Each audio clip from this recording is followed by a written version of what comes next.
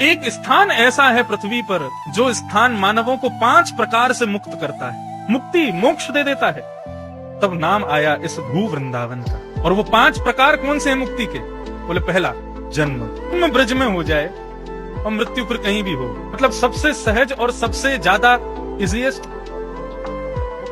हो जाए और मृत्यु फिर कहीं भी हो, मतलब सबसे सहज और सबसे ज्यादा इजीएस्ट वे टू गो मुक्ति धाम वो ये है कि वृंदावन में जन्म ले लो।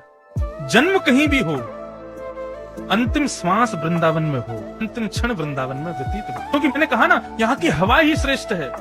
या कुछ मत करो, पड़े रहो, भजन मत करो, बिल्कुल कोई भी कुछ करने की जरूरत नहीं। नियम पूजन आसन करो तो बहुत अच्छी बात, नहीं करो तो भी बैठे रहो। यहाँ पे श्वास भी लेते रहोगे ना, तो यहाँ की हवा भी इतनी ज्यादा भक्ति में है कि यहाँ की हवा भी एक नहीं, ना जाने कितने ठाकुरों के चरणों का स्पर्श करके आपकी नासिका से भीतर प्रवेश करती है। अंतिम क्षण जन्म हो वृंदावन में तो मुक्ति मिल जाएगी, मृत्यु हो जाए वृंदावन में, जन्म कहीं भी हो तो भी मुक्ति है। तीसरा बताया, बोले मृत्यु से पहले यदि वृंदावन का कोई कण किसी प्रसाद के माध्यम से ग्रहण कर लिया जाए, मृत्यु होने वाली है और उसी क्षण वृंदावन की कोई प्रसादी लेकर के आपके घर आ जाए, आप रात्रि में प्रसादी पाकर के सोए और रात्रि में ही प्रस्थान कर गए, तो भी मुक्ति निश्चित है, क्योंकि वृंदावन का प्रसाद भीतर गया है। चौथा बताया, बोले अंतिम समय में अंतिम श्वास ले रहे हो, आंखों से धुंधला धुंधला दिख रहा है, तभी किसी ब्रज के जन्मे ब्रजवासी का दर्शन हो जाए और उसका दर्शन करते हुए यदि प्राण निकल जाए तो भी वृंदावन मुक्त कर देता है। तो सबसे सहज उपाय बताया,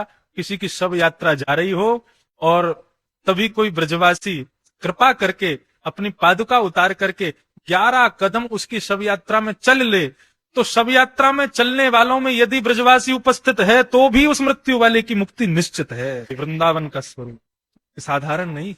वृंदावन जब कृपा करता है तब मुक्ति नहीं मिलती, वृंदावन जब दया करता है तब मुक्ति मिलती है। क्योंकि वृंदावन जब कृपा करता है तब वृंदावन मिलता है, मुक्ति नहीं मिलती। वृंदावन किसी पर दया कर देता है, अच्छा चलो ठीक है तुमको कुछ नहीं, तो मुक्ति तो दे ही देते हैं। वृंदावन दया करता है तब मुक्ति मिलती है, वृंदावन कृपा करता है तब वृंदावन मिलता है। अब यहाँ जन्म मिलता है, यहाँ मृत्यु मिलती है, यहाँ रहने का वास करने का स्थान मिलता है जब वृंदावन कृपा करता है।